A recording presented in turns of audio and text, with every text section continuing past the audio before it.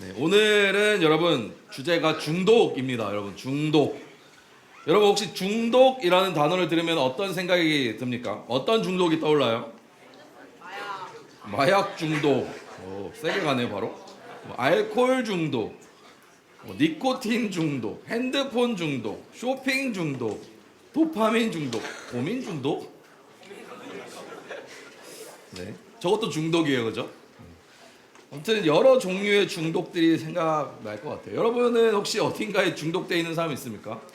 아, 목사님 저는 알코올 중독이에요.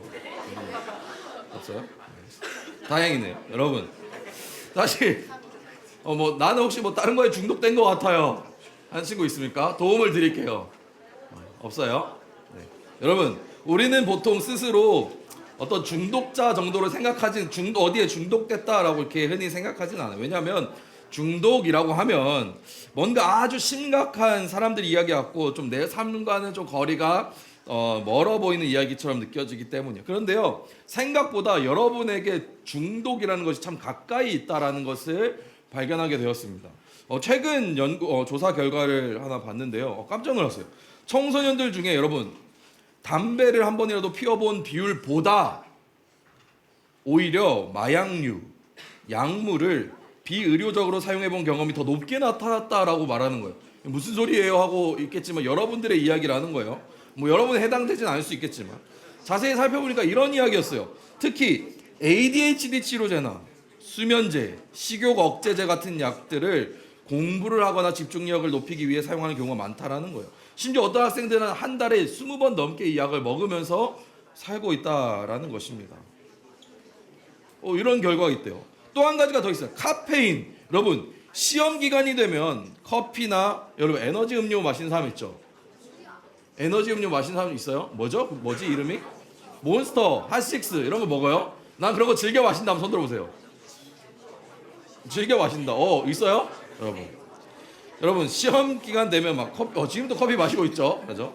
여러분 청소년의 절반 이상이 정기적으로 카페인을 섭취하고 있다라는 조사가 있대요.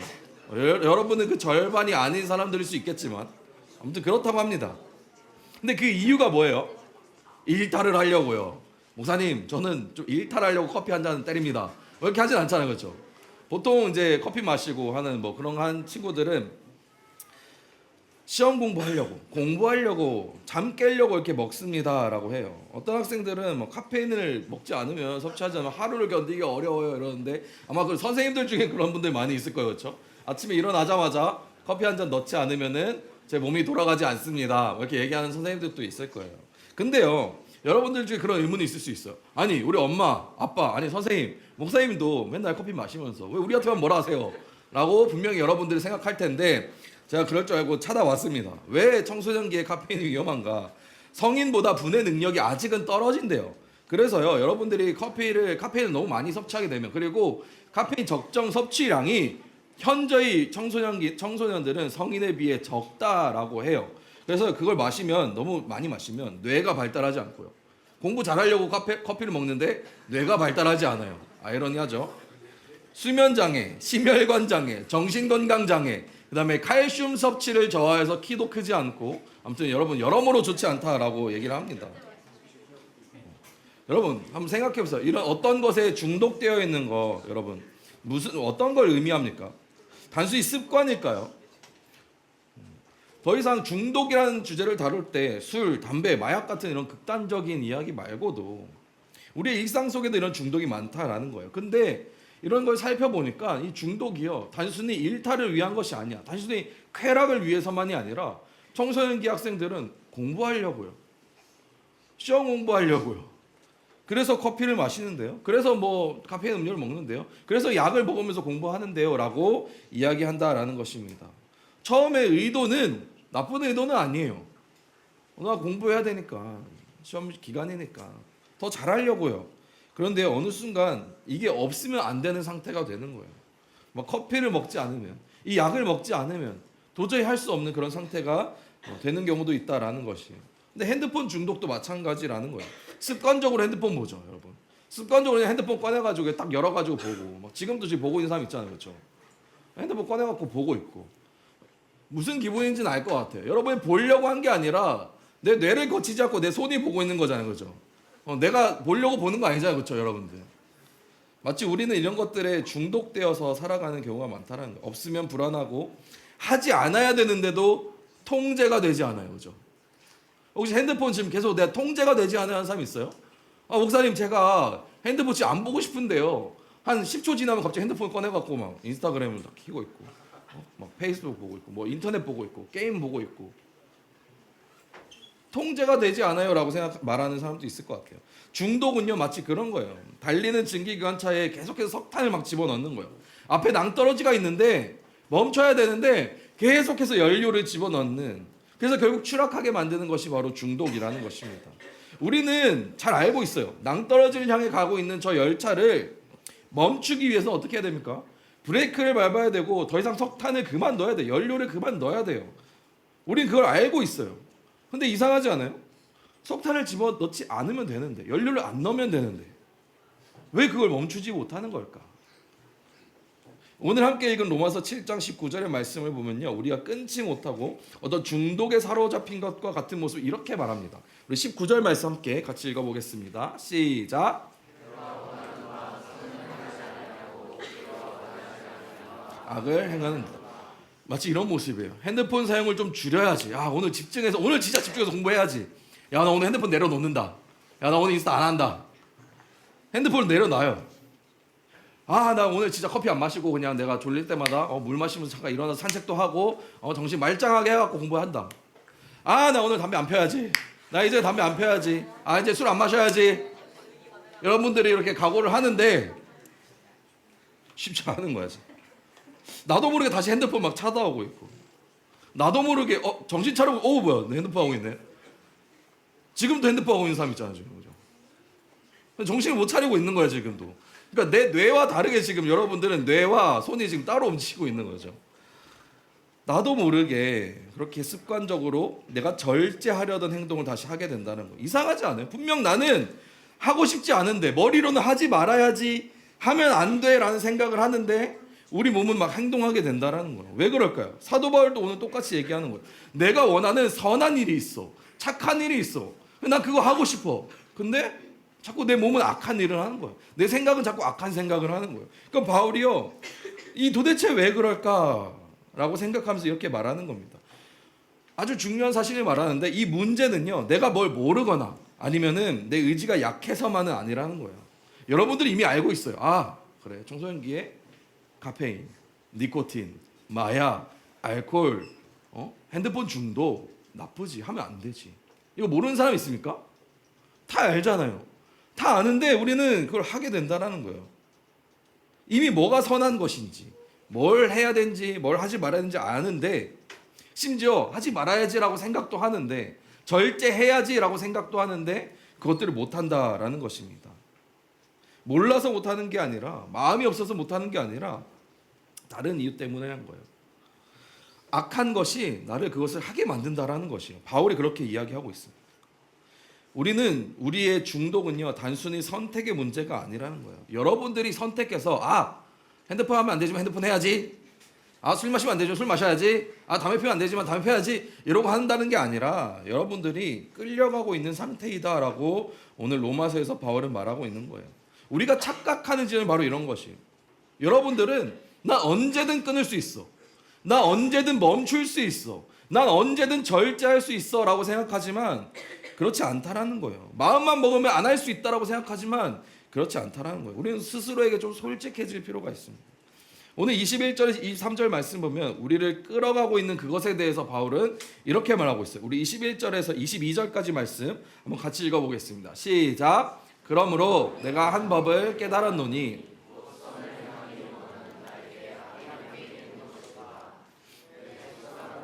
하나님의 법을 즐거워하되, 23절도 내 지체 속에서 한 다른 법이 내 마음의 법과 싸워 내 지체 속에 있는 죄의 법으로 나를 사로잡는 것을 보는도다. 이게 기운이 없어요. 비가 와서 그래요? 비 오는 거랑 무슨 상관이에요, 여러분? 여러분, 두 가지 법이 나와요. 첫 번째 법 뭐예요?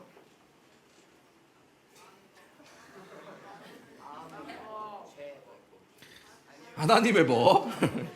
두 번째는 죄의 법입니다. 그래서 법은요, 나를 움직이는 어떤 힘과 같은 것을 의미하는 거예요. 내 안에는 두 가지의 힘이 동시에 작용해요. 하나님의 법과 죄의 법. 그래서 여러분은 하나님 기뻐하신 대로 하고 싶어해. 여러분은 훌륭한 사람이에요. 여러분 마음에 분명히 그런 마음이 있어. 여러분은 악마가 아니잖아요, 그렇죠? 여러분 마음에는 하나님의 법을 따르고 싶은 마음이 있습니다. 그래서 공부도 열심히 하고 싶고 내 시간도 잘 쓰고 싶고 올바르게 살고 싶어요. 근데 동시에 하나의 힘이 또 있다라는 거예요. 나를 자꾸 다른 방향으로 끌고 가는 그것이 있다라는 거예요. 공부해야 되는데 핸드폰 보게 만들고, 하면 안 되는데 하게 만들고, 그런 것들이 분명히 있다라는 겁니다. 하지 말아야 되는 것을 반복하게 만든 힘이 바로 죄의 법이 여러분 마음에 있다라는 거예요. 23절에 이렇게 말하는데요. 내 지체 속에서 다른 한 법이 내 마음의 법과 싸워 내 지체 속에 있는 죄의 법으로 나를 사로잡는 것을 보는도다. 사로잡는다는 게 뭐예요? 끌려가는 거예요. 노예처럼 끌려가는 걸 말하는 거예요. 바울이 이렇게 말하고 있는 거예요. 나는 분명히 선한 길을, 좋은 거를, 바른 길을 선택할 수 있다고 믿었고 선택한다고 생각했는데 사실은 나는 어떤 죄의 힘에 의해서 끌려가고 있었다. 그것을 바울이 발견한 것이고 그것이 바로 중독의 본질이라는 것입니다. 우리는 중독을 이렇게 생각해요. 그냥 내가 반복해서 하는 습관이야. 내가 좀만 더 노력하면은 끊을 수 있어. 근데요, 중독은 그런 것이 아니라 나를 끌고 가는 어떤 힘이 있다라는 거예요. 멈추고 싶은데 멈춰지지 않고 원하지 않는데 계속해서 하게 되고 없으면 불안해지게 되는 것. 내가 그 주도권을 잡고 있지 못하다라는 거예요. 그래서 중독은요, 브레이크가 고장난 기차 같은 거예요. 멈추고 싶은데 멈출 수가 없어요. 그럼 이 상태로 계속 달려다가게 되면 어떻게 돼요? 결국 선로를 이탈하게 되는 것입니다. 이것이 바로 바울이 말하는 상태인 거예요. 나는 선을 행하고 싶다. 그런데 다른 힘이 나를 이끌고 간다. 그래서 나는 결국 그 힘에 사로잡혀 버렸다. 그래서 중독을 마주할 때 우리가 인정해야 될 꼭 한 가지가 있는데 바로 이것입니다. 나는 지금 괜찮은 상태가 아니다 라는 것을 먼저 인정해야 된다는 거예요. 나는 내 스스로를 완전히 통제할 수 있는 사람이 아니다 라는 것을 인정해야 된다는 거예요. 이걸 인정하지 않으면 어떻게 돼요? 우리 계속해서 말한 거야. 아니요, 저 끊을 수 있는데요, 저 안 할 수 있는데요, 제 힘으로 절제할 수 있는데요, 이렇게 생각한다라는 거예요. 나 중독 아니야, 나 언제든 끊을 수 있어. 하지만 바울은 우리에게 지금 너가 무엇에 끌려가고 있는지 정확하게 보라고 말씀하는 거예요. 그리고 24절에서 이렇게 말합니다. 우리 함께 읽어봅시다. 시작. 오라, 나는 공고한 사람이로다.